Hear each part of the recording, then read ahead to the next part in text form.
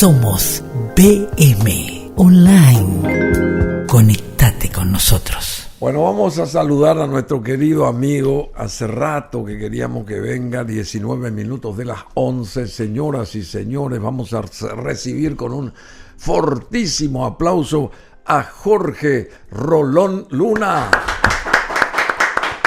Él es abogado, ex juez electoral, especialista en seguridad ciudadana, derechos humanos y derecho constitucional, y también muy amigo de Enriquito Riera.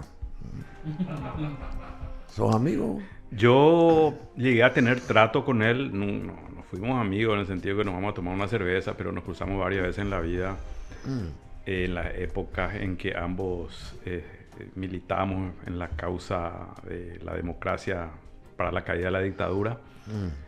Luego él fue ministro de la Juventud, yo fui juez electoral, él fue candidato a intendente, aún yo era juez electoral en aquel tiempo. Y tengo una anécdota, ¿puedo contar? Sí, pero tenés buenas migas con él. Sí, yo generalmente no tengo problemas personales con la gente, salvo raros casos. Y si él como persona entiende que es un funcionario que está sujeto a la crítica y entiende que cuando lo critico, mis críticas son razonables, son justas, equilibradas, con argumentos, no puede enojarse conmigo. No, yo digo nomás. No, pero por ahí si se enoja, bueno, son gajes del oficio. Porque... Él es una persona que está en los círculos de poder desde hace un buen tiempo, entonces es un corresponsable y es parte del desastre en el que está este país en este momento. Entonces lo tendremos que criticar y no debería enojarse. Al final del día él es el que está en el poder, él es el que disfruta de las mieles del poder. Nosotros somos los que sufrimos este poder colorado. Así es que a lo mejor se ríe de mí, no se enoja. Pero con relación al tiempo en que lo conocí a hoy, él creo que ha cambiado mucho. Se ha vuelto una persona extremadamente conservadora en muchos aspectos. Yo no lo veía así cuando lo conocí recién. En aquellos tiempos él es mayor que yo, pero digamos que ambos somos más o menos la misma generación. Pero bueno. Pero muy revolucionario siempre fue. No sé si fue revolucionario, pero sí era alguien que luchaba contra la dictadura, que tenía un discurso... muy vanguardista, moderno. Un discurso moderno, democrático. Parecía que se encaminaba a ser uno de los renovadores del Partido Colorado. Sí, a eso iba. Pero no lo fue. No lo fue bajo ningún sentido y hoy es parte del modelo más anquilosado de coloradismo. ¿Y por qué lo van a interpelar a él supuestamente y al comandante de la policía? Por esto sucedido el domingo. Por la actuación policial. Y el Ministerio del Interior ejerce el mando civil de las fuerzas policiales. ¿Cómo fue la actuación militar, digamos? ¿Cómo fue o de la policía? Porque fue la policía, ¿verdad? Sí, fue la policía. ¿Cuál es la diferencia entre un militar y un policía? En términos constitucionales, la policía se ocupa de investigar, prevenir y reprimir los delitos. Es la encargada de la seguridad interna. Mientras que las Fuerzas Armadas tienen la misión de proteger la integridad territorial del país. El militar sería. El militar. Las Fuerzas Armadas tienen a su cargo la integridad territorial del país. Sin embargo, desde el año 2013, a partir de una modificación de la Ley de Seguridad Interna y Defensa Nacional, el primer proyecto de ley que presentó Horacio Cartes a los días de asumir, se aprobó casi sobre tabla, sin discusión. Se permitió, a partir de esa modificación de la ley, que yo entiendo es inconstitucional, y lo he puesto por escrito, tengo un libro en el que... Es inconstitucional a mi criterio. ¿Por qué? Porque las Fuerzas Armadas no tienen asignada la función de la seguridad interna. Esa es una función netamente policial. Y yo me reafirmo cada vez que puedo, como te conté. Pero ¿y qué va a hacer si nosotros no tenemos guerra? Van a estar ahí atentos a lo que pueda ocurrir. No van a estar, ¿qué van a hacer? Y bueno, pues esa es la función de los militares. Y si creemos que nuestro país no maneja hipótesis de conflicto, hagamos como Costa Rica, eliminemos nuestras Fuerzas Armadas, por ejemplo. Sí, bueno, o démosle un presupuesto menor. sin embargo, las fronteras del país, O que los ríos, controlen la los no ríos. proliferación del contrabando. en la parte del territorio que les compete, como los Sería ríos, muy por ejemplo. interesante eso. Sí, si es que no... Tienen que, en realidad, las Fuerzas Armadas deberían dejar de ser cómplices del contrabando. En Paraguay eso es histórico y las Fuerzas Armadas no han abdicado de ese rol y básicamente se asocian al contrabando antes que reprimirlo. Decime una cosa, Sí. querido Jorge Rolón Luna, ¿qué pasó desde tu óptica y desde la columna del medio este domingo ahí con la juventud, con la generación Z? Porque creo que la oposición, no sé si intervino la oposición en sí o solamente fue una manifestación de los jóvenes netamente lo sucedido el domingo. Y desde tu óptica, ¿cómo visualizaste esto? La verdad sea dicha, yo no venía siguiendo de manera muy atenta esta manifestación. De hecho, no participé de la manifestación. Entonces, lo poco que he visto es lo que voy a relatar.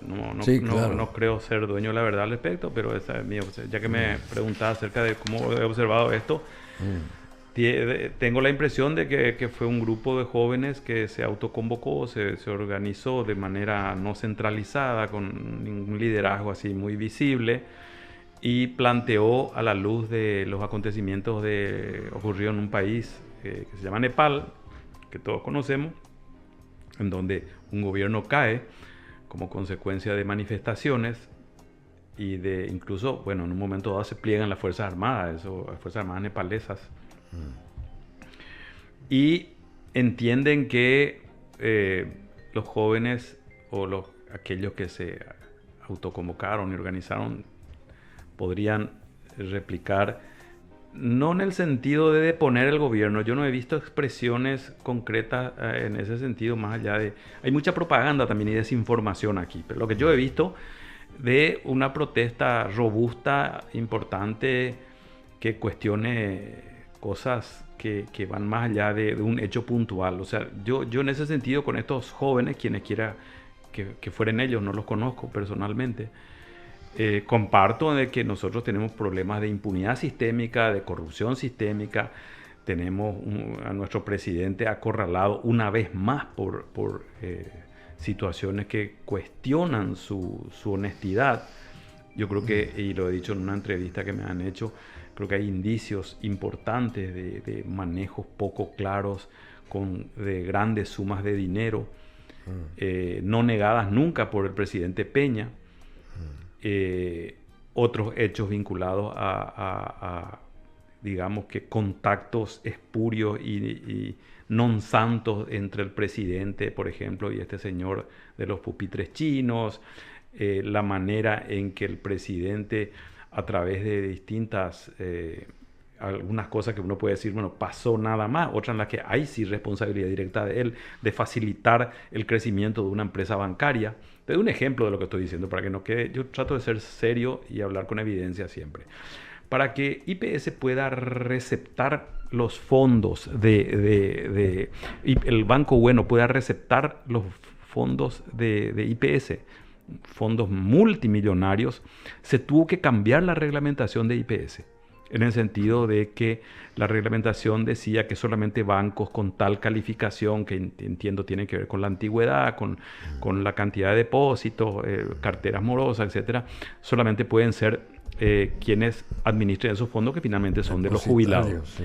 Entonces, eso se cambió, por ejemplo. ¿Y quién es el que puede ordenar eso? El presidente de la República, casualmente un ex socio de ese banco. Entonces, estos jóvenes, entiendo yo comparto esa visión.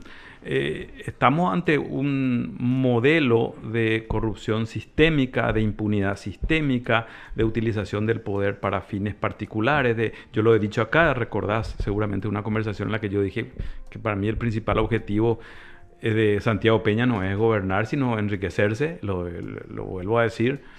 El episodio de su casa en San Bernardino, que ahora parece que fue pagada, la construcción fue pagada siempre en efectivo, no con cheques, no hay trazabilidad de dónde salió el dinero para eso.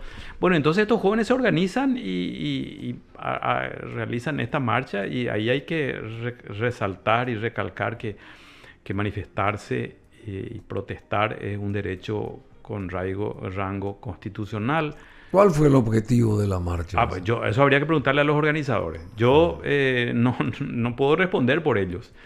Pero uno tiene el derecho de protestar simplemente y de expresar un sentimiento en el sentido de no nos gusta lo que está haciendo este gobierno, no nos gusta cómo están manejando el poder.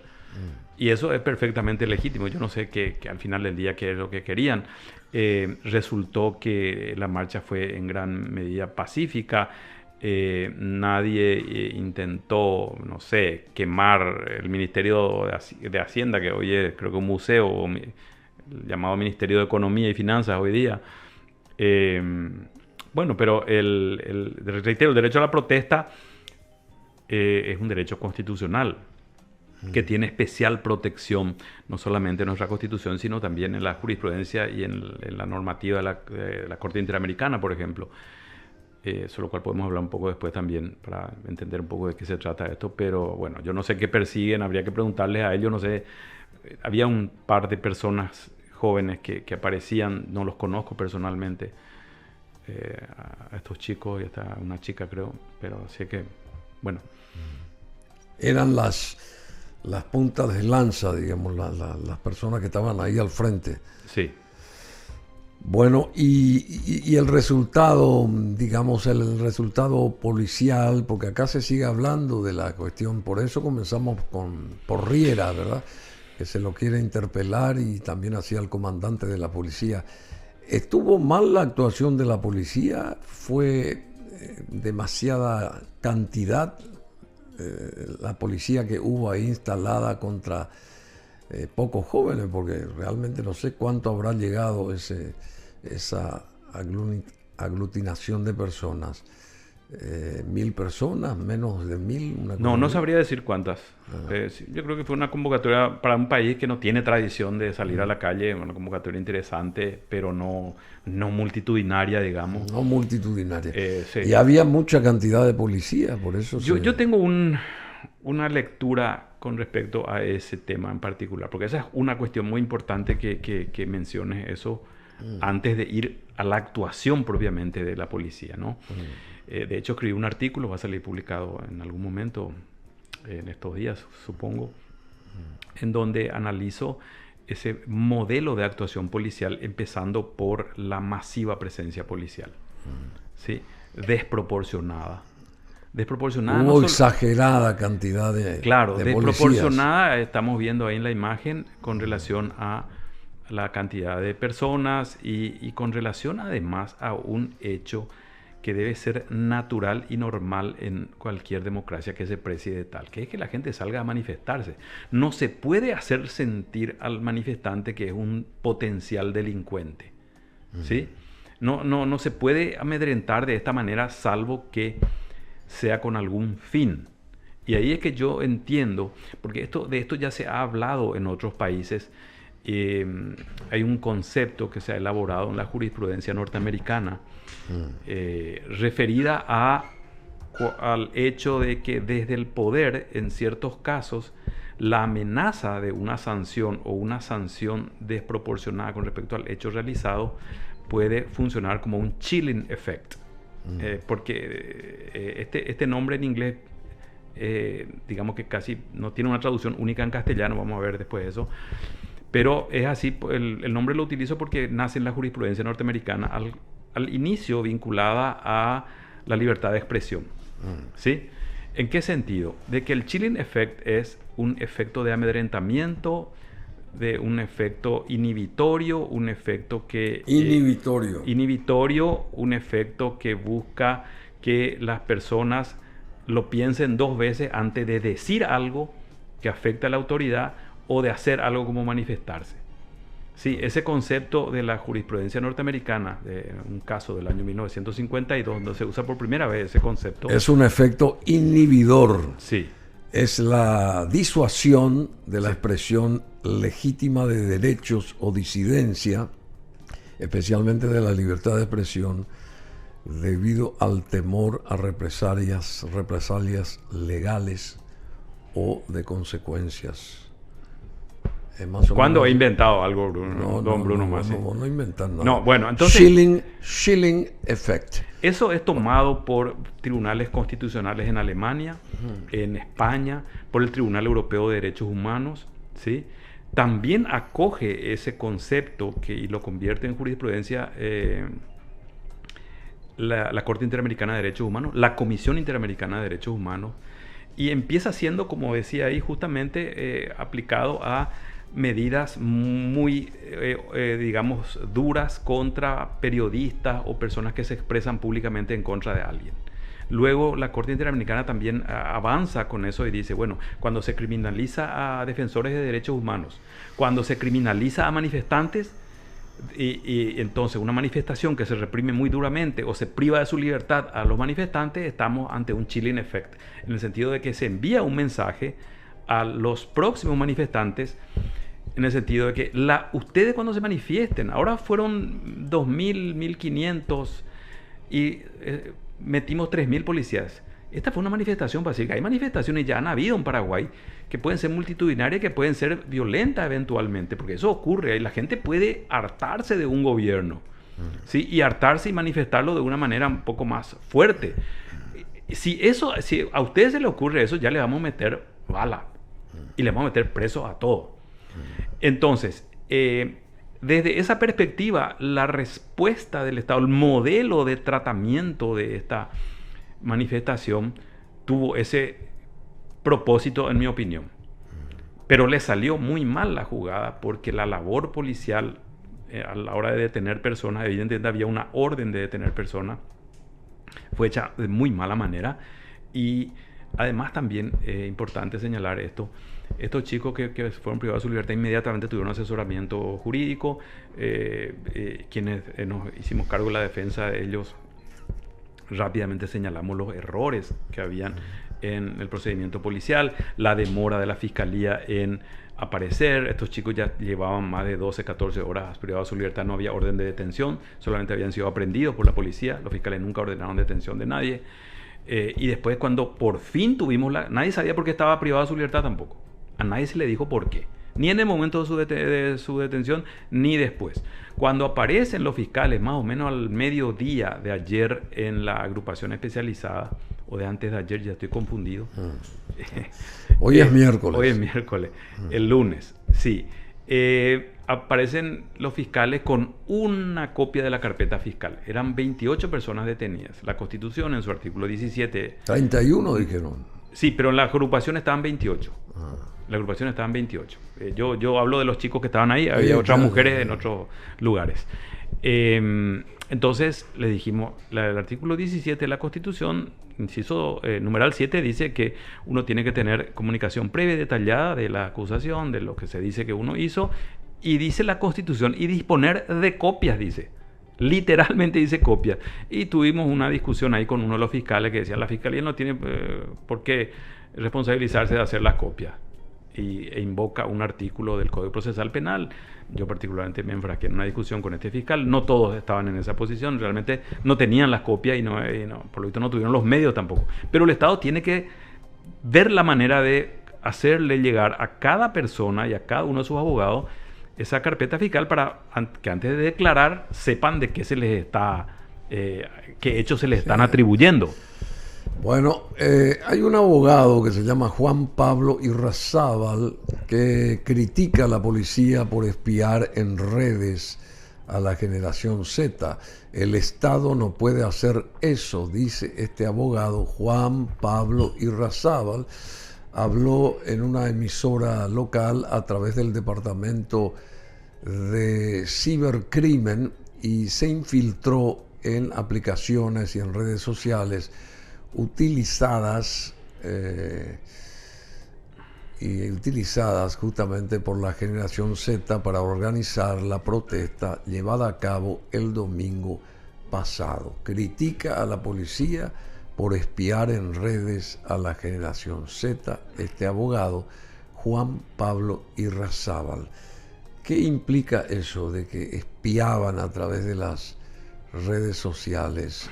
La policía espiaba supuestamente. ¿Qué quiere decir eso?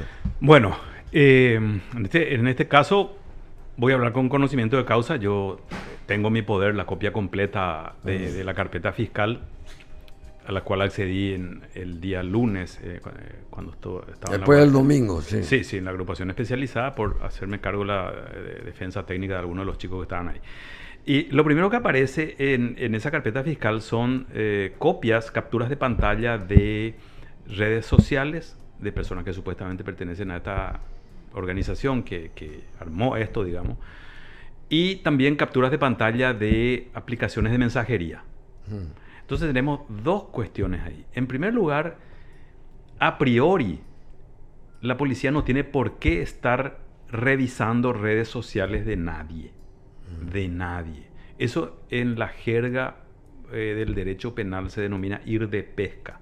Es como que hagan un allanamiento en tu casa a ver qué encuentran ahí. No se puede hacer. Así nomás. ¿Sí? Eso no se puede hacer. No, nuestro sistema no lo permite. Y hay normas constitucionales que avalan eso. Hay jurisprudencia de la Corte Interamericana también de Derechos Humanos. Pero luego es aún más grave que se hayan infiltrado en grupos de WhatsApp donde ya hablamos de comunicaciones privadas. Hablamos de comunicaciones privadas. Y para poder tener acceso a comunicaciones privadas, la policía necesita un procedimiento fiscal en el cual la fiscalía solicite a un juez y un juez autorice para cada caso. Hay una película muy famosa que de la que suelo hablar en mis clases, que se llama Casino, con Robert De Niro, Joe Pesci, un clásico de las películas sobre la mafia, en donde muestra cómo debería funcionar esto, ¿sí? Unos agentes del FBI están escuchando, grabando las conversaciones de estos mafiosos, y la orden que da el juez es, en el momento en que estas personas empiezan a hablar de cosas privadas. No, es Casino. Goodfellas es de Scorsese. Esta creo que es Scorsese. No. Casino. Vale. Sí. En el momento en que estas personas empiezan a hablar de cuestiones privadas, ustedes tienen que cortar y dejar de grabar y escuchar y grabar. Entonces, estos mafiosos, advertidos de eso, se llaman por teléfono, sabían que los estaban grabando y empiezan a hablar cosas familiares, que me peleé con mi esposa, que esto, que la heladera que se descompuso, qué sé yo. Los agentes del FBI escuchando, y bueno, después de 2 minutos de que la conversación era así sobre temas banales, cortan. Y ellos, más o menos advertidos de esto, de cómo funcionaba el sistema, empiezan a hablar de los temas que eran realmente importantes. O sea, la policía no puede espiar a las personas en sus comunicaciones privadas. No lo puede hacer. Menos cuando no hay un hecho punible que está siendo investigado. ¿Sí? Por si cometan un hecho punible. Entonces, ¿qué es lo que tenemos ahí? ¿Qué es lo que hay que leer de esto?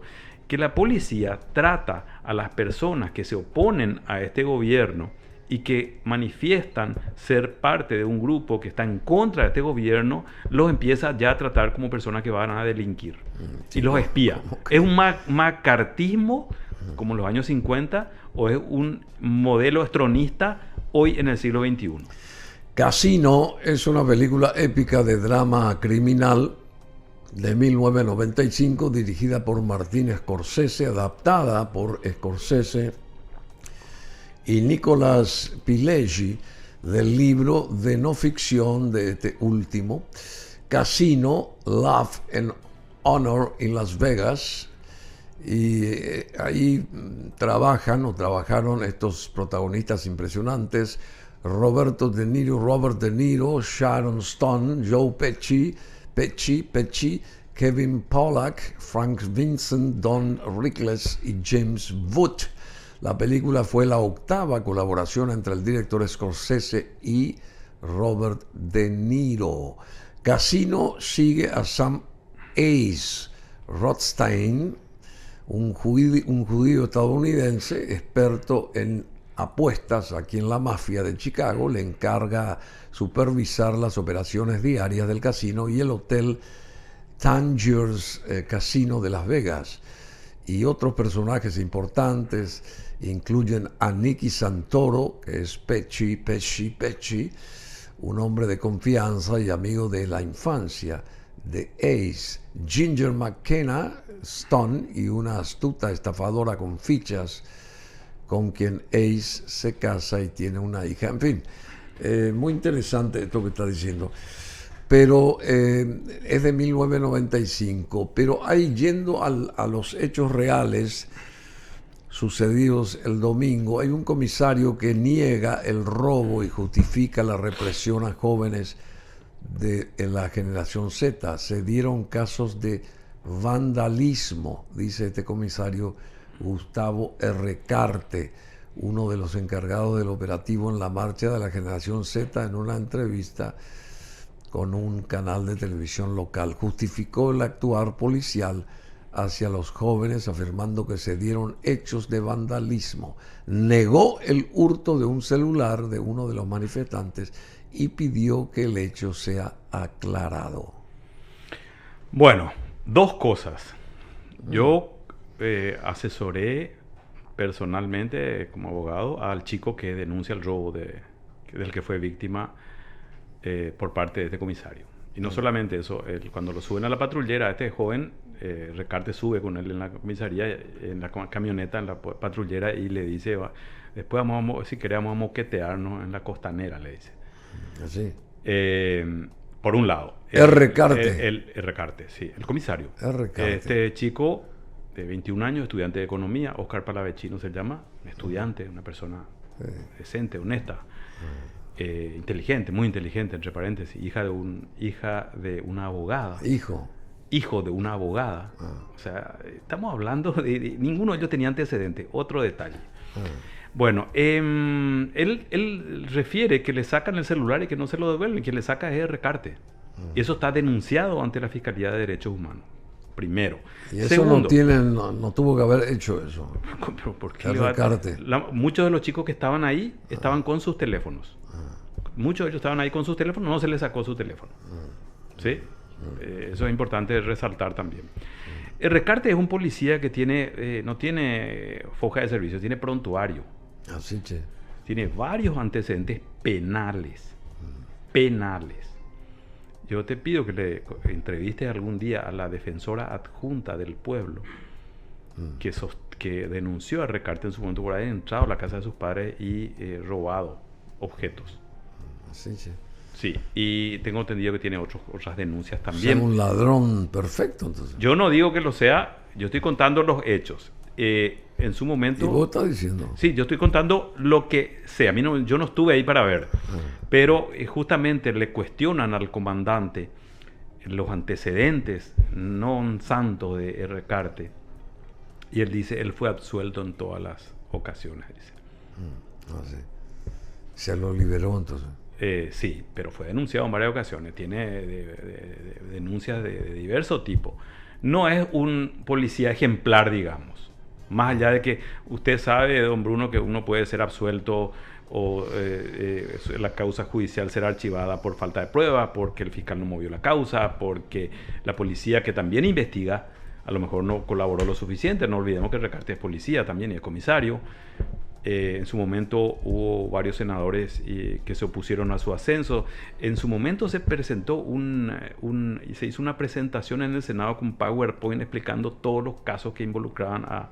Pero la aplanadora cartista lo hizo ascender. Entonces, obviamente, es un policía que sigue en la fuerza porque lo apoya el gobierno, el cartismo. Entonces, bueno, le dicen, hace esto y va a hacer seguramente. ¿Por qué decía el gobierno el cartismo? Si el gobierno porque lo tiene Santiago Peña. Los senadores que fueron los responsables del ascenso, sabemos que en nuestro país para el ascenso al grado de comisario se requiere de aprobación del Senado. Entonces esa mayoría fue la que dijo, bueno, no nos importan los antecedentes de este señor. ¿Sí? Y esa mayoría fue la que le hizo ascender. Entonces el gobierno cartista, digo cartista porque Santiago Peña es, y él mismo lo reconoce, Y te voy a dar un ejemplo también de lo que estoy diciendo. Antes de presentar su informe al Congreso, que es una obligación constitucional del presidente, él se va y le presenta el informe al presidente de la ANR, Horacio Cartes. No hace falta que yo diga más para que eso quede así tan patente y tan claro, ¿no? Bueno, para Honor Colorado no existió, entre comillas, represión policial y minimiza la protesta de la generación Z. Y yo no sé si ya me respondiste esa primera consulta. ¿Cómo fue desde tu óptica lo sucedido el domingo? Yo te dije, trata de ponerte en la columna del medio, te dije. ¿Cómo fue? ¿Hubo exceso de policías? Sí, yo no tengo problema en... obviamente yo soy abogado de algunos de los chicos que fueron detenidos, entonces le aclaro eso a quien esté escuchando o viendo esto para que sepa de dónde viene. Te ve mucha gente.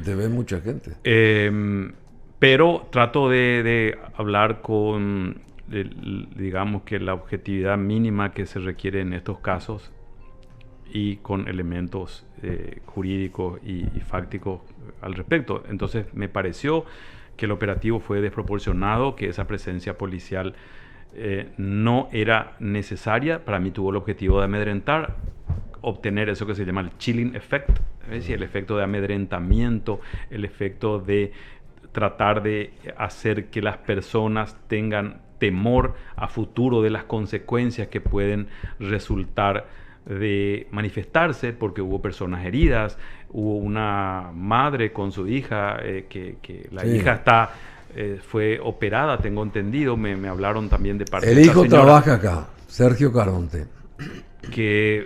Sergio Caronte trabaja acá. Qué buen dato ese. Sergio Caronte tiene un espacio acá. No lo sabía. De cine, de música, de showmanía se llama. Qué interesante, no lo conocía el chico. Me hablaron de parte de la madre y la hermana, tengo entendido, y yo estaba muy ocupado con el caso de los chicos, no pude, pero sigo de cerca, justamente un amigo de la familia Pero me eso pidió. fue adrede porque está la versión de que ese policía, ese lince recibió un botellazo en la cabeza y eso hizo que la máquina que conducía Bueno, esa es la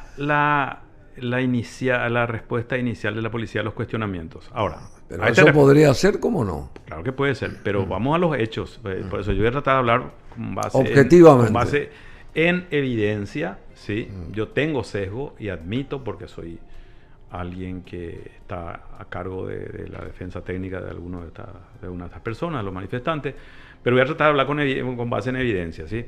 En primer lugar, nunca se mostró al oficial herido, ni el casco golpeado, abollado, nunca se mostró la piedra, no sabemos quién fue el policía agredido de entrada, ¿sí? La policía dice, algunos comunicadores repitieron eso como si fuera ya la voz de Dios la que estaba hablando cuando el comandante de la policía decía eso, y además tenemos que a posteriori aparecieron filmaciones que muestran que no hubo tal cascotazo, que fue el que conducía esa, salvo que sea un conductor demasiado inexperto y que el freno no le funcionase, lo que vemos es que va directo, ¿sí?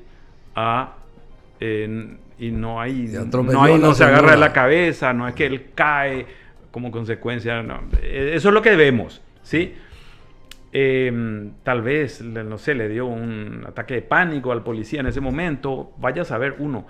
Pero en general, las personas que fueron agredidas, varios de los chicos que estaban presos fueron agredidos de manera innecesaria, ¿sí? Golpeados, y se ve en las filmaciones cómo la policía arremete contra los manifestantes.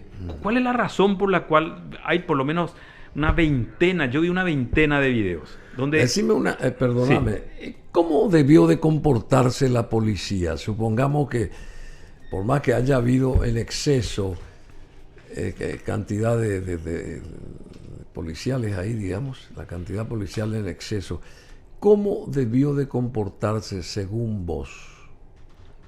Bueno, yo entiendo que, en primer lugar, las manifestaciones son un derecho, ¿sí? Un derecho a la libertad de expresión, un derecho a la manifestación y a la reunión y a la protesta. consagrado constitucionalmente. Y además el artículo 32 de la Constitución dice que es posible utilizar la vía pública para hacerlo. O sea, uno puede andar por la calle haciendo eso. No necesariamente en una plaza, en una esquina, etc. Dicho esto, el Estado debería, el gobierno, el Estado debería presumir, salvo que tenga una información importante, una evidencia importante de que las manifestaciones son pacíficas, ¿sí? Estar preparado, pero con una dotación policial prudente que no tenga esa, ese objetivo, ese fin de amedrentar. Y luego dejar que la gente se disperse, cuidar los bienes jurídicos que podrían estar en peligro, pero sobre todo no agredir a los manifestantes de manera innecesaria. En los videos, ¿qué es lo que vemos? Vemos policías agrediendo a manifestantes. Varios de los chicos que estaban privados de su libertad ni siquiera fueron a la manifestación. Estaban por ahí. No. Algunos sí lo decían. Yo estuve en la manifestación. Así fue. Y además, hay un derecho humano a rebelarse ante actos de prepotencia y de abuso de poder. Si la policía viene y te pega o te dispara con balines de goma, ¿no te defenderías, Bruno? Sí, claro. Yo me voy a defender. Yo ¿sí? también. Si la policía viene y te intenta privar de tu libertad sin decirte por qué, sin leerte tus derechos y subirte a una patrullera, ¿no te defenderías? Sí. Acá en este país, y a eso también nos ha acostumbrado, la Fiscalía actuó bien en este caso, por lo menos, salvo el fiscal que se puso a pedir, y no pedirle al juez, sino pedir él mismo a TikTok y a no sé qué otras redes sociales, información sobre personas. Yo eso considero que no tiene sustento legal. La Fiscalía suele convalidar este tipo de actuaciones policiales. Cualquier cosa es resistencia aquí. Si uno lee el Código Penal, va a ver que resistencia se da en ciertos casos y con ciertas características particulares en cuanto al hecho. Pero si yo me resisto a que me golpeen, a que me introduzcan a una patrullera sin decirme por qué, eso no es resistencia. La policía no tiene un poder omnímodo para decidir por sí ante sí aprehender a una persona si es que no hay flagrancia. Flagrancia es comisión de un hecho punible concreto, ¿sí? Está robando, está disparando un arma de fuego a una persona, incluso disparando al aire. Eso también es una conducta punible. Está destruyendo la propiedad. Pero lo que vemos es que arremeten contra personas que están caminando. Eso es injustificable. Es injustificable. Si realmente, y si hubo actos vandálicos, lo que la policía tiene que hacer, una buena policía, una policía profesional, si es que no existe eso que yo estoy señalando, que es el deseo de enviar un mensaje de amedrentamiento a futuro, el chilling effect, va a identificar exactamente a los que rompieron tal vidrio y no va a salir a cazar a cualquiera, que es lo que hicieron. Bueno, hay otros 3 temas, someramente nomás, si poder responder a los mismos, digamos así. ¿Cómo está esto de la mafia de los pagarés? Leímos que salieron unos nombres de una fiscal o de unos fiscales ahí, que son los cerebros, al parecer, de esta mafia de los pagarés, y bueno, no está imputado por la asociación, nadie está imputado por la asociación criminal. Ese es un reclamo que yo vengo haciendo hace un buen tiempo. Y entiendo que... ¿Cómo no te hacen caso a vos? ¿Por qué? Porque no tengo poder. Es como si vos sos Jorge Bueno, pero Luna. Algunas cosas puedo obtener, ¿no? Pero no siempre tengo todo a pedir de boca. Algunas cosas salen bien, otras no. Todo lo que está ocurriendo, obviamente, es consecuencia de una denuncia que hice en su momento. Va a ser un año ya de eso. Tampoco pensé que se iba a llegar a esto. No era tan optimista, pero bueno, creo que fue importante en ese momento y para el futuro también, para moderar el apetito de estas mafias, porque no se las ha descabezado aún, que hoy en día nadie discuta que existe una mafia de los pagares. Pero Y hay mucha gente metida acá. Muchísima gente metida. Y nos están yendo por las cabezas de esto. Ese es otro cuestionamiento que yo tengo. Especialmente las empresas de cobranza y las casas de crédito que empujan estos modelos de robo a plena luz del día. Nexo, esquilmar Nexo a las personas. No hay un solo directivo de estas empresas imputado. Pero me dijeron que hay un señor de la corte muy importante. Bueno, es lo que dicen. Ese es un hecho que maneja notorio, estas público dos. Conocimiento. Carsa y Nexo es de él, me dijeron. Yo no tengo esa información concreta. Le digo, me gusta hablar con pruebas. Hay vínculos, sí, entre personas que estarían en alguna de estas empresas con personas a su vez que ocupan cargos importantes, no solamente en el Poder Judicial, en otros ámbitos también. En otros ámbitos, y eso va a saltar en algún momento, más tarde o más temprano. Dicho esto, es imposible de sostener que estos abogados hoy imputados, de algunos de los abogados que están en estas actividades delictivas, hayan actuado sin conocimiento de los dueños y accionistas de estas empresas, de los directivos de estas empresas. ¿Por qué? Por una cuestión muy simple. Si yo tengo pagarés... Estas empresas son recaudadoras. ¿Qué son estas títulos empresas? de crédito. Son empresas de cobranza. Cobranza, Yo soy el presidente de una cooperativa y yo soy dueño de una empresa de cobranza y me decía, bueno, tengo esta cartera amorosa y lo mío no es tanto entrar a litigar y ocuparme de esto. Te vendo esta cartera de crédito. Te vendo pagarés por 100 millones de guaraníes, te los vendo por 40. Tu negocio es cobrar esos 100. ¿Sí? ¿Y qué hacen estas empresas de cobranza? No van por los 100 que tienen que cobrar. Van por 200, van por 300. Entonces, desde el punto de vista contable nada más, eso no cierra. Y eso me lo dijo un auditor que trabajó en una de estas empresas y que le señaló eso a los dueños de estas empresas cuando le llaman y le contratan para hacer una auditoría. Esto no me cierra. Yo entiendo que estos pagarés que están acá, que ya fueron cobrados, deberían ser archivados. Y entran los ujieres ahí, ¿verdad? Los ujieres son los funcionarios. Un ejército de... Los ujieres son los funcionarios de los juzgados de paz que tienen la obligación de notificar a la parte demandada. Y se crearon más juzgados de paz también. Sí, se fueron creando más y más con el tiempo, pero en gran medida esta cuestión de la mafia de los pagarés está instalada en Asunción y Central. Roque Alonso era un antro manejado por una abogada hoy imputada y por un juez que cuando salta esto pide su jubilación apresuradamente y que en algún momento tiene que ser imputado. Este juez recibía en su quinta de Mariano Roque Alonso a los abogados, especialmente a esta abogada que era el que manejaba el juzgado. Y le llevaban las órdenes de embargo simplemente para firmar. Pum, pum, pum. Yo dije eso en su momento y la gente no me creyó. Hoy está imputada esa abogada. ¿Ah, sí? Sí. Y muchos creen... No voy a llegar a eso, pero... Hay una señora de civiles. Es una jueza de... Que dice que es la cabeza de todo. Y ese fue uno de los juzgados donde más cantidad de irregularidades fueron descubiertas. Y está tan campante esta señora. De hecho, funcionarios declararon, esto no es un invento, sí, funcionarios declararon en el juicio, ¿sí? en la causa, mejor dicho, declararon que tenían que entregarle 25 millones de guaraníes por semana. En otra causa declararon los funcionarios que el juez ponía cámaras para controlar a qué abogados recibían y luego, ¿sí? Les reclamaba. ¿Cuánto trajo este? Muéstrenme. Hubo otra declaración también que contaba que, tengo entendido que era uno de estos juzgados también, que si alguien rendía menos de 25 la semana que viene tenía que ponerse le faltó 2 millones, la semana siguiente 27.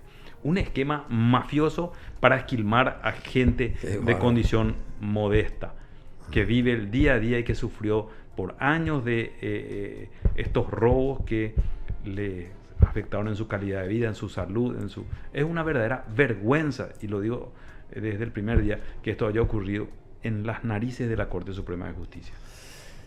Y el caso de los sobres ahí de Burubicharoga, y parece que hay muchos más sobres, porque todos los días están saliendo a la luz un montón de cosas dentro de un esquema que involucra al mismo presidente y a su señora también.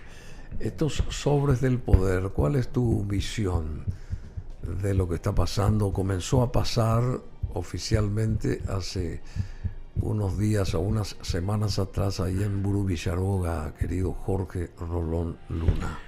Bueno, a mí me llaman la atención varias cosas. Una, que el presidente de la República nunca haya salido a responder exactamente qué pasó con esos sobres.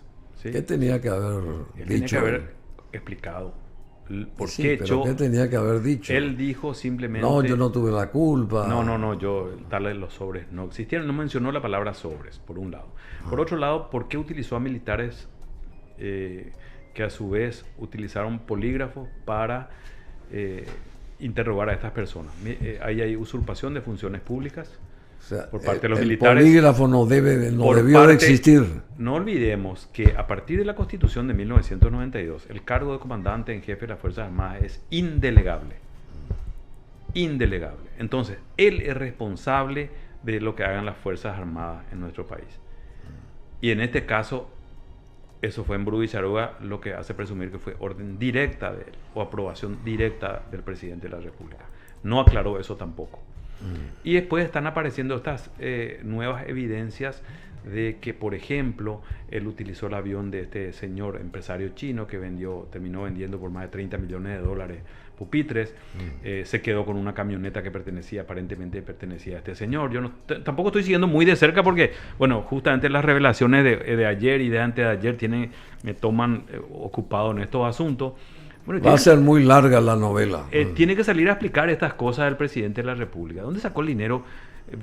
Hay que volver a preguntar. No puede ser que los medios se hayan ocupado por 10, 15 días de la casa del presidente en San Bernardino, una casa de multimillonario, cuando sabemos que el presidente vivía en una casa alquilada hasta hace poco tiempo.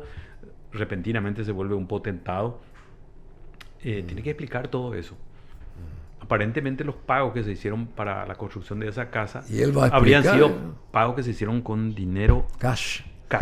¿Y él va a explicar eso alguna vez? Y del momento se llamó a silencio.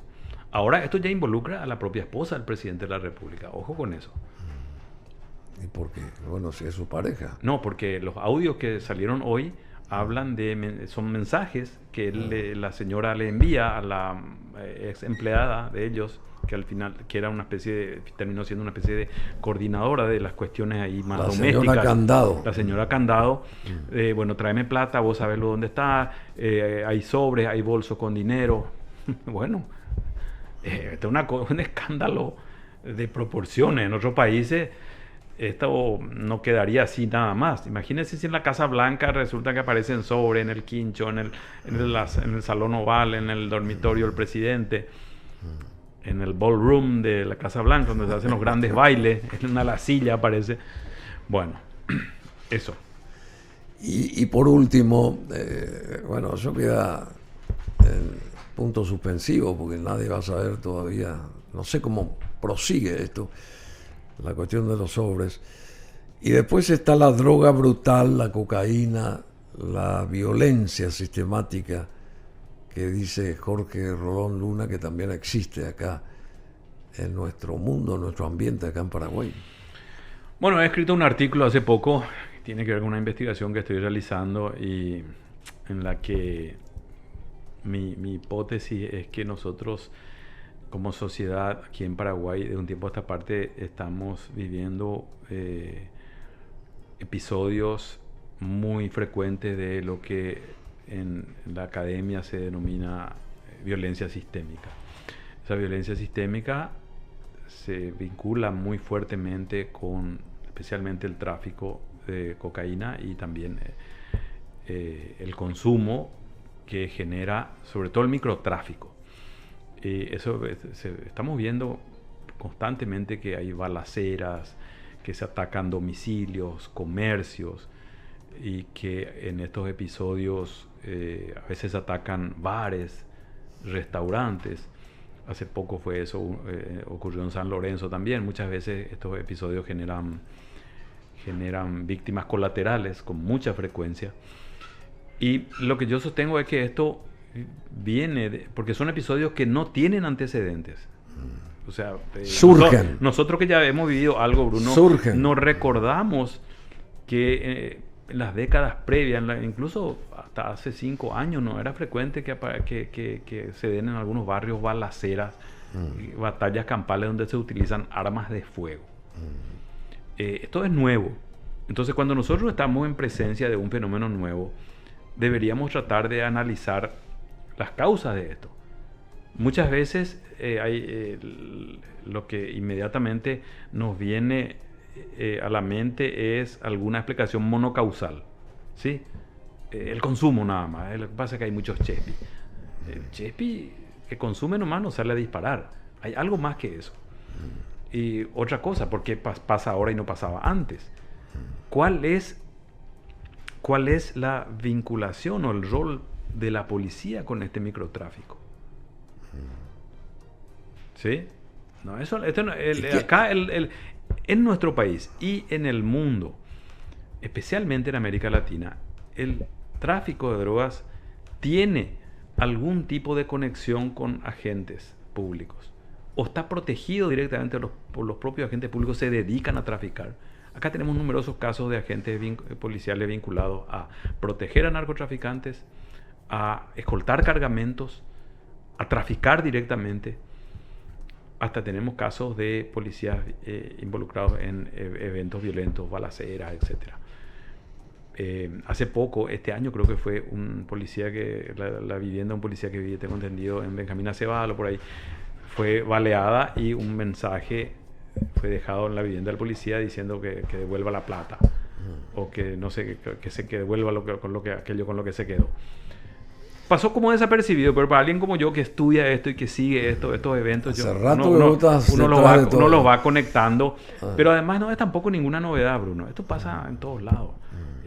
¿Por qué la policía paraguaya? ¿Estamos protegidos nosotros o estamos desprotegidos en líneas generales? Estamos desprotegidos.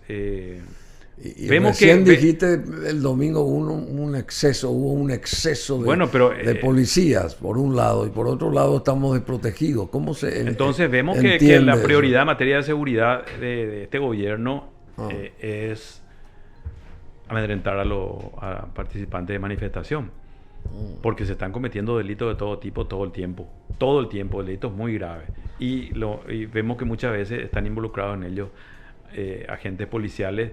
Y que estos agentes policiales con terribles antecedentes son salvados una y otra vez. Caso de Recarte es uno, pero no es el único caso. Hay policías que fueron filmados recibiendo coima y corriendo por la calle. ¿Un sobre? Sobre que se caían terminan siendo impunes. Hay muchos casos y la tónica, como vemos que también la policía de manera orgánica institucional está defendiendo la actuación policial. Hay un momento en que la policía tiene que decir no, esto está mal y no vamos a conectar este tipo de prácticas.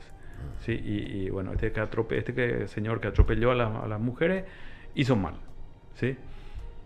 Pero lo más probable es que la orden haya provenido del poder civil. ¿Sí? Duro con estos manifestantes, que aprendan a algo básico hoy. Vuelven a salir y le vamos a tratar de la misma manera. Esa fue la esa es mi hipótesis de lo que ocurrió basada en lo que hemos visto. De lo contrario, hubieran habido 500 policías y no 3.000. ¿Sí? Aunque sea de salida ya al terminar la manifestación, cuando la gente se está retirando, vamos a meterle palo a esto y vamos a llevar preso a alguno. Bueno, querido Jorge Rolón Luna, muchísimas gracias. Tocamos varios temas. El foco importante fue lo del domingo. Generación Z, jóvenes que salieron ahí a tratar de manifestarse respecto a lo que nos sienten bien aquí en su propio país, nos sienten bien que se les ataque en cierta forma o que se les restrinja las actividades a ciertos jóvenes y bueno, y por otro lado el exceso de presencia policial, el exceso de policías en la calle, por un lado, porque en otros sectores de la ciudad y del país, en ese momento, esos sectores eran asaltados y qué sé yo, y la gente violentada y en exceso estaba ahí la gente este domingo frente a la comandancia de la policía y frente al Congreso Nacional, por una cantidad de jóvenes que no superaban las 500 o 600 personas más o menos. Así es. ¿Qué hay que hacer a partir de ahora? Bueno, yo creo que, reitero, el derecho a manifestarse es un derecho constitucional. Y quiero matizar también esto para que quede también en su justa medida. A los gobiernos de todo signo ideológico y político no les gusta la protesta. No les gusta. No les gusta, ¿no? Vemos en todos lados. En estos momentos el presidente Trump está enviando militares a la ciudad de Portland, en Oregon. ¿Qué está pasando ahí? ¿Qué está pasando ahí en esa ciudad? Y la gente se está manifestando contra las redadas que realiza esta fuerza que sale a cazar a los inmigrantes y otras medidas represivas. Y el asunto es que no nos tienen que dejar de mentir, no solo en Paraguay, en el mundo entero. ¿Sí? La democracia es otra cosa. Esto no es democracia. ¿Y qué es democracia? Y la democracia es, en términos, en los términos que a mí me gusta definir, que entiendo tienen que ver con su origen histórico, un método de toma de decisiones. ¿Sí?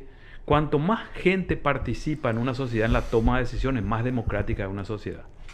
¿Sí? Si una élite pequeña decide todo y decide para su propio beneficio, que es lo que pasa en Paraguay, eso no es democracia.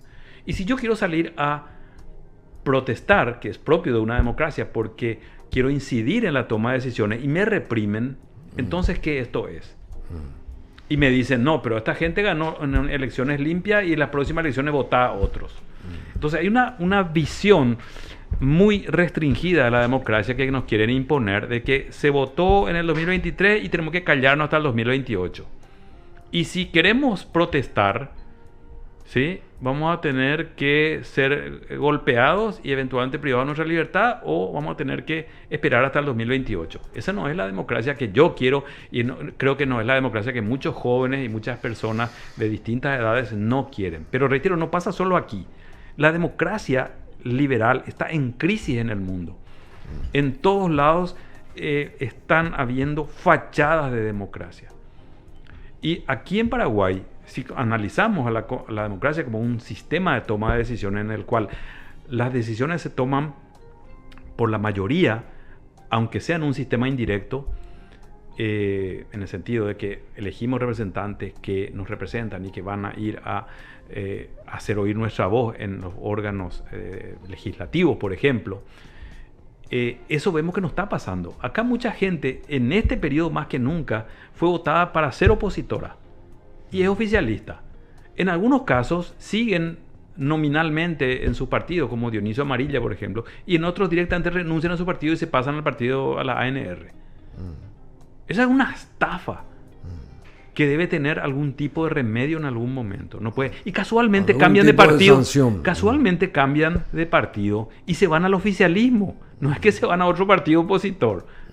O se quedan como independientes casualmente. Ahí tenemos a Kemper, por ejemplo. ¿Sí? Un estafador electoral con todas las letras. Así, estafador. Pero al asumir prácticamente, él dice, no, yo soy colorado, había sido. Y me voy al oficialismo. Pero lo votan como opositor. Sí, hay que decirle en la cara una y otra vez, Kemper, eres un estafador electoral, así como Chaqueñito, como la famosa Yaminal y otros héroes que se han pasado casualmente al oficialismo. No es que se van a otro partido y dicen, mi perfil opositor va a continuar, etcétera, etcétera. Y hay varios liberales, muchos liberales en el Senado y en diputados que se han vuelto oficialistas. Vergüenza también, son una vergüenza para el país. Y hay muchos, sobre todo liberales, en la Junta Municipal de Asunción que fueron cómplices de Nenecho, que aprobaron sus balances. Augusto Wagner, Félix Ayala. Wagner. Que hace rato dejaron de ser opositores y están ahí literalmente para hacer negocio. Y la ciudadanía azucena le tiene que castigar a esa gente. ¿Cómo? Con el voto. ¿Sí? Sabemos que gran parte de sus votos son comprados y que tienen una clientela política importante, pero hay que estar atentos. Ya mucha gente va a votar y no sabe ni por quién va a votar. Le dicen tu partido, vamos a estar atentos a estos nombres, ¿sí? A todos estos nombres de gente que es cómplice de tener una ciudad. Te dice alguien que viajó algo por el mundo. Conozco un número respetable de capitales en varios continentes. Tuve la suerte de viajar. Y yo no he visto una capital más maltratada, con peores veredas, con peores calles y un centro histórico tan abandonado y lamentable como Asunción. Claro, yo coincido contigo. No he visto. No parece una capital, la capital de un país. Y esa es una situación que se da consecuencia de la política en nuestro país, que involucra también a opositores. Y ahora está Bello.